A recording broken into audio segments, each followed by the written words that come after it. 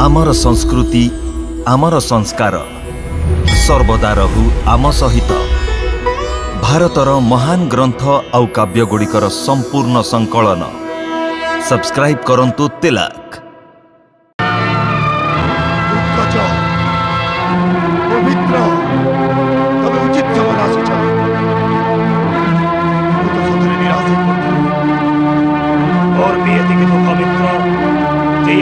तमें कहीं मत डाकिलनि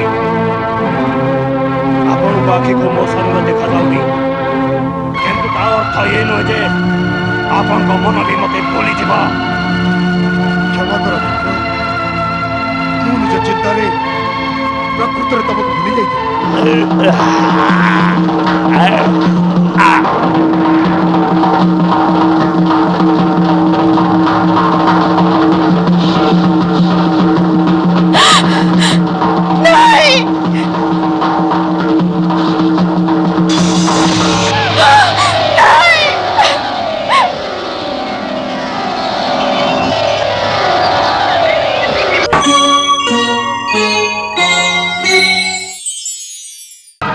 विश्वासर डोर भी आज छिंडीगला।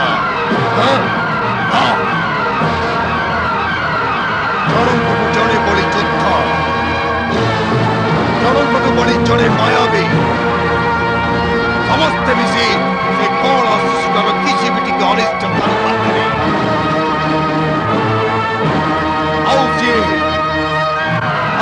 जन जनकर गर्भ भांगी ताकू प्राणहीन करदेला तो आउ ताकू शक्तिहीन करदेला।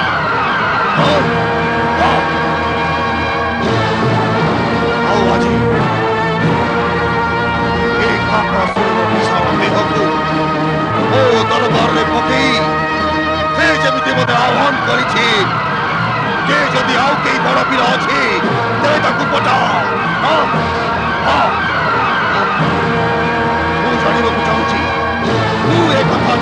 चाहूँगी ए आह्वान को स्वीकार कला बड़ी किए जीव बंधु भितर किए अच्छे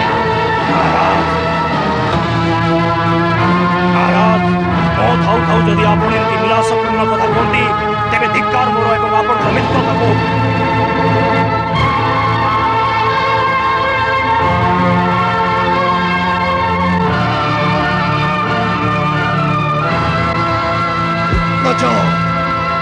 महाराज आपण तो मित्र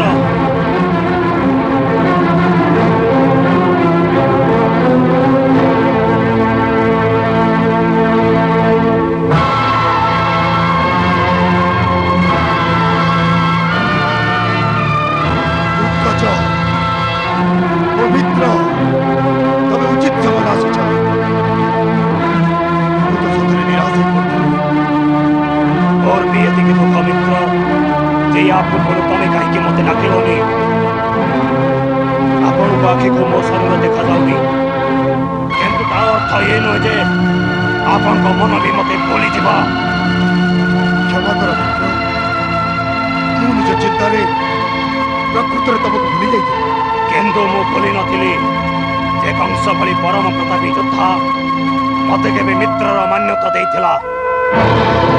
तेणु आज मित्रर कर्तव्य करने बसी मुझे समस्या जानी तेणु वचन दूसरी जे आपण शत्रु काली प्रातः सूर्य देखनी। हाँ जदि आपणकर एमती इच्छा थाए तेरे जीवित आनी आपण चरण अर्पण करी नहीं ये आने आवश्यक नहीं से बाटे मिसे दियो बस तेरे धरी नियंतु आपणकर कार्य सिद्धि हो गला। जदि कार्य सफल हो जाए तेरे आज राति कंसर राजभवन में बहुत धूमधाम रे तम विजय उत्सव आयोजित हो।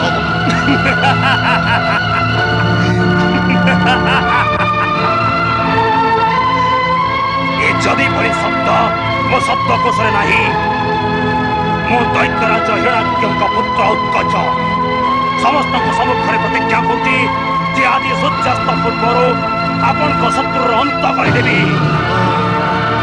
आपण उत्सव प्रस्तुति करूँ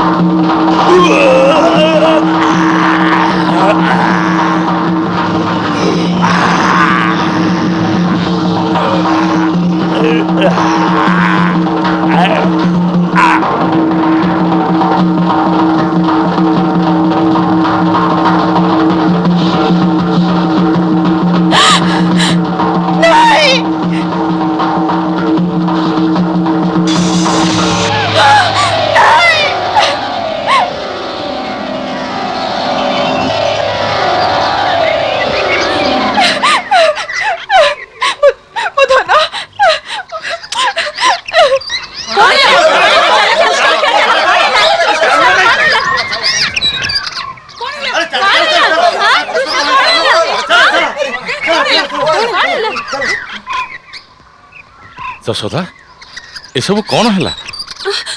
କଣ ହେଲା ଯଶୋଦା? ଏ ଶଗଡ଼ କେମିତି ଓଲଟିଲା? ଜାଣିନୁ, ଆମେ ତ ପୁଅକୁ ଝୁଲଉଥିଲୁ। କେମିତି ଗୋଟେ ଜୋରରେ ଶବ୍ଦ ହେଲା ଆଉ ଏଇ ଶଗଡ଼ ଆକାଶକୁ ଉଠିଲା, ପୁଣି ପଡ଼ିକି ଭାଙ୍ଗିଗଲା। କିନ୍ତୁ କିନ୍ତୁ ଶଗଡ଼କୁ ଉପରକୁ ଉଠେଇଲା କିଏ? ତମ ଧନ। ହେଁ? ମୋ ଧନ? ହଁ, ତମ ମୁଣ୍ଡ କାମ କରୁଛି ତ? ମୁଁ ସତ କହୁଛି।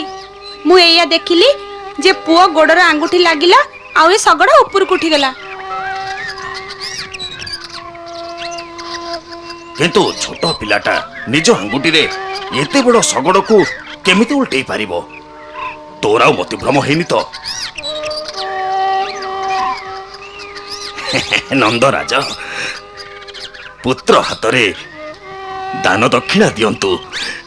ଗୋଟାଏ ବଡ଼ ଗ୍ରହ ଆସିବାର ଥିଲା।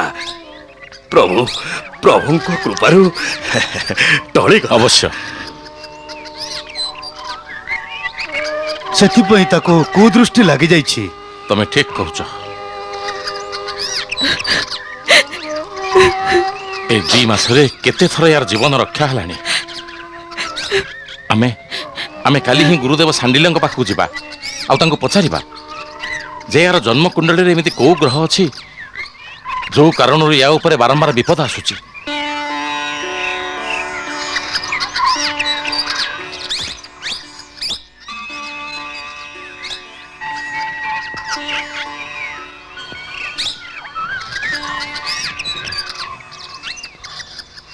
ये तो स्वयं संकटहारी। यांक प्राण संकटापन्न करिवार शक्ति कौनसी ग्रहर नहीं। ताहले काहे बारंबार एमिति बाधार सम्मुखीन होउछु बोधन? गुरुदेव, मु बहुत डरी जाइछि। कौनसी ग्रह शक्तिर उपाय करंतु। आपण तो यार जन्म कुंडली तैयारी करथिबे ना?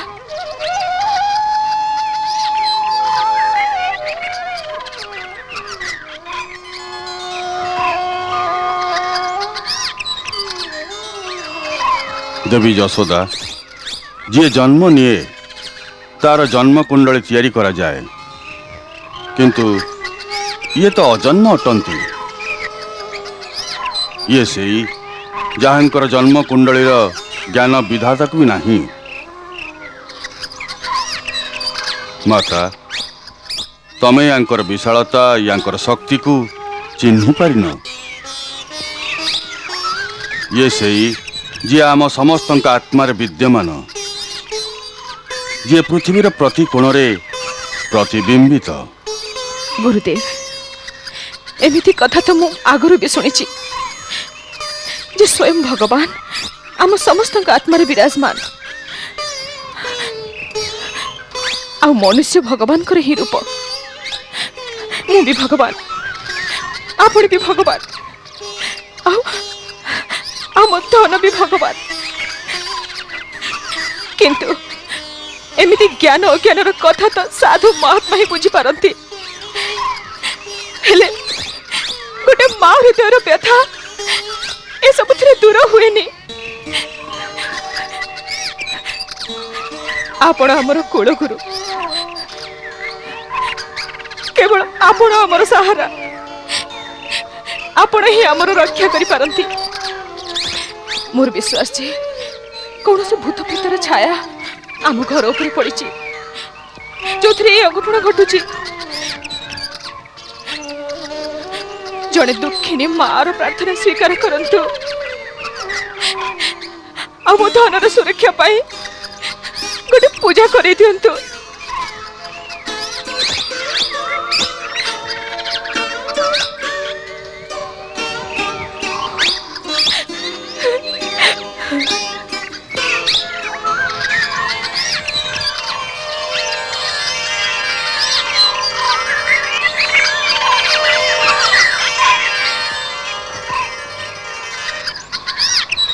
ଭଲ କଥା। ଯେମିତି ତମେ କହୁଛ, ୟାଙ୍କର ପୂଜା କରେଇ ନବା ମୋର ଅହୋଭାଗ୍ୟ।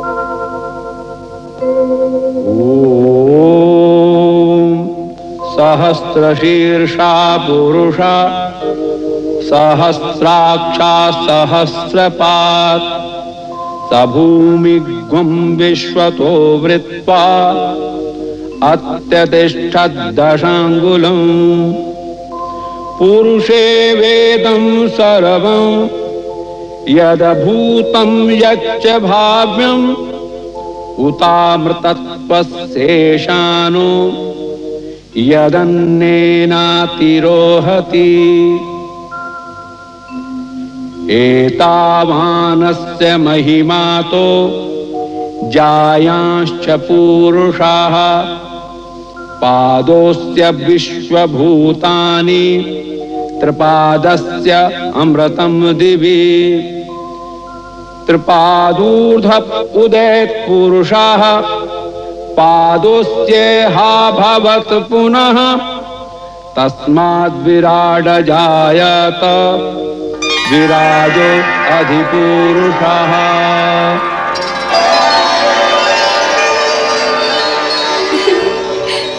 वाह कि लीला आपणकर। सांडिल्य मुनिक द्वारा पुरुष स्तोत्र गान कराई निज स्तुति कराउछन्ति। राधे, ए स्तोत्र मोर अति प्रिय। याकु स्वयं ब्रह्मा रचना करिसेंति। विराजो अधिपुरुषः। नाथ कुहंती जहार भाग्य उदय हुए ताकू आपणक द्वारा मृत्यु प्राप्ति होइथाए। कारण आपणक हाथ में मरिबा लोक तो परम गति प्राप्त होइथाए। से क्रूर दैत्य उत्कच एमिति कौन पुण्यकर्म करिथिला जोथिपाई से आपणक श्रीचरण रे मृत्यु लभिला? से कौनसी पुण्यकर्म करि नथिला। ताहेले मु तो मोर परम भक्त महर्षि लोमसंक बाणी को सत्य करिबा पई तांको उद्धार करिथिली। केमिति? चाक्षुष मन्वंतर रे जो दैत्यराज हिरण्याक्षर उद्धार पाई एवं पृथ्वी को समुद्र बाहर करिबा पाई मु बराह रूप धारण करिथिली। ये उत्कच से हिरण्याक्षर अति प्रिय पुत्र थिला। तार ता विशाल शरीर पाई खूब गर्व थिला। आ ऋषिंक आश्रम रे बहुत उत्पात करुथिला। से दिने महर्षि लोमसंक आश्रम रे से निज शरीर शक्ति रे समस्त वृक्ष उपाड़ी देला।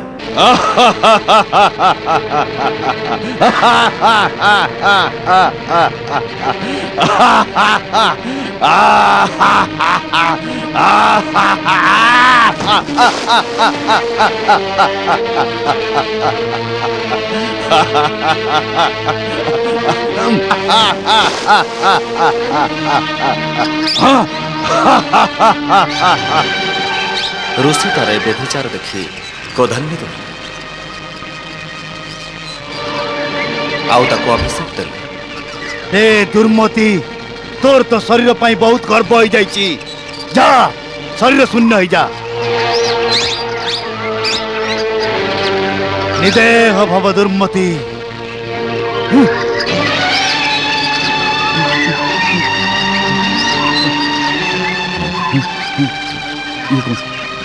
कौन हो गला? नहीं, क्षमा क्षमा ऋषि, अपराध हो गला। मत क्षमा करंतु महर्षि, मो अपराध क्षमा करंतु। दैत्य स्वभाव कारण मोर भूल हो गला महर्षि, किंतु ऋषिंकर स्वभाव तो क्षमाशील होता है। ମୋତେ ଉଦ୍ଧାର କରନ୍ତୁ। କ୍ଷମା କ୍ଷମା କରନ୍ତୁ ମହାଭାଗ, କ୍ଷମା କରନ୍ତୁ, କ୍ଷମା କରନ୍ତୁ ମହର୍ଷି, କ୍ଷମା କରନ୍ତୁ, ମୋତେ ଉଦ୍ଧାର କରନ୍ତୁ। ମୂର୍ଖ ବାଳକ, ମୋ ଅଭିଶାପ ଅମୋଘ, ଟଳି ପାରିବନି। କିନ୍ତୁ ତୁ ଉଦ୍ଧାର ପାଇଁ ପ୍ରାର୍ଥନା କରିଛୁ, ତେଣୁ ତୋର ନିଶ୍ଚିତ ଉଦ୍ଧାର ହବ। ଏବେ ତୁ ଏ ଅଦୃଶ୍ୟ ଶରୀର ସହିତ ବିବସ୍ୱ ମନ୍ୱନ୍ତରର 28ତମ ଦ୍ୱାପର ଯୁଗ ପର୍ଯ୍ୟନ୍ତ ବୁଲିବୁ। ସେହି ସମୟରେ ସ୍ୱୟଂ ଭଗବାନ ଶ୍ରୀକୃଷ୍ଣଙ୍କ ଚରଣ ସ୍ପର୍ଶରେ ତୋର ପୂର୍ଣ୍ଣ ଉଦ୍ଧାର ହେଇଯିବ।